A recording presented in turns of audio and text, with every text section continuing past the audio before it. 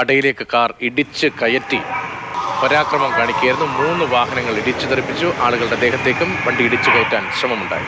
അക്രമത്തിന്റെ CCTV ദൃശ്യങ്ങൾ മാതൃഭൂമി ന്യൂസിൽ ലഭിച്ചിട്ടുണ്ട്. ആ ദൃശ്യങ്ങളാണ് ഇപ്പോൾ കാണുന്നത്.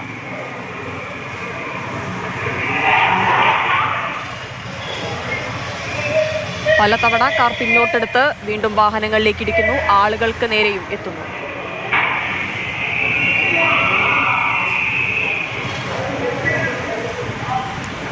ആളുകളുമായി തർക്കമുണ്ടാകുന്നു, കയ്യാങ്കളി ഉണ്ടാകുന്നു. അതിന് പിന്നാലെ കാർ ഇടിച്ചു കയറ്റി അപായപ്പെടുത്താനുള്ള ശ്രമമുണ്ടാകുന്നു. വാഹനത്തിലുണ്ടായിരുന്ന ഒരാൾ വെട്ടുകത്തിയുമായി പുറത്തിറങ്ങി ഭീകരാന്തരീക്ഷം സൃഷ്ടിക്കുന്നു.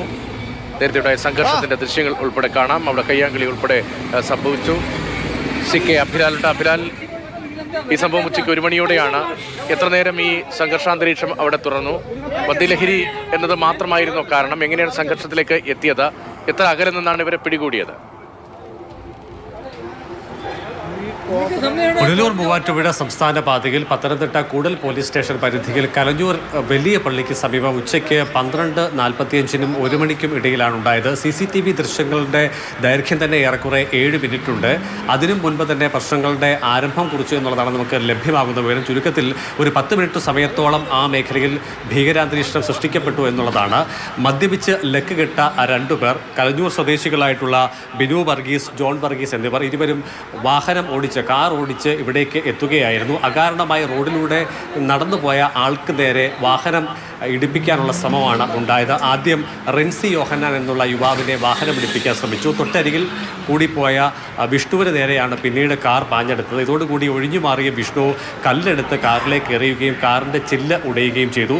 ഇതോടുകൂടി കാഴ്ചക്കാരായി നിന്ന ആളുകൾ ഓടിക്കൂടുകയും യുവാക്കളെ ചോദ്യം ചെയ്യുകയും കൈകാര്യം ചെയ്യുകയും ചെയ്തു. ഇതോടുകൂടി പ്രകോപിതരായ 2 പേർ, പ്രത്യേകിച്ചും ഡ്രൈവിംഗ് സീറ്റിലുണ്ടായിരുന്ന വാഹനത്തിൻ്റെ ഉടമ കൂടിയായിട്ടുള്ള ജോൺ വർഗീസാണ് കാർ മുന്നോട്ടെടുത്ത് പെർഫെക്റ്റ് കാർ കെയർ എന്ന റീസെയിലിന് വേണ്ടി ക്രമീകരിച്ചിരുന്ന വാഹന ഷോപ്പിന് മുൻവശത്തുണ്ടായിരുന്ന 3 വാഹനങ്ങളിൽ ഓരോ തവണയും വാഹനം മുന്നോട്ടെടുത്ത് ഇടിപ്പിക്കുകയാണ് ഉണ്ടായത്. അങ്ങനെ പെർഫെക്റ്റ് കാർ കെയറിൻ്റെ മുൻവശത്ത് വിൽക്കാൻ നിർത്തിയിരുന്ന 3 വാഹനങ്ങളുടെ മുൻവശത്തേക്ക് കാർ ഇടിപ്പിച്ചു. ഒപ്പം തന്നെ പിന്നീട് വലിയ ഗ്ലാസ് ഡോറ് ഇടിച്ച് തകർക്കുന്ന സ്ഥിതി ഉണ്ടായി.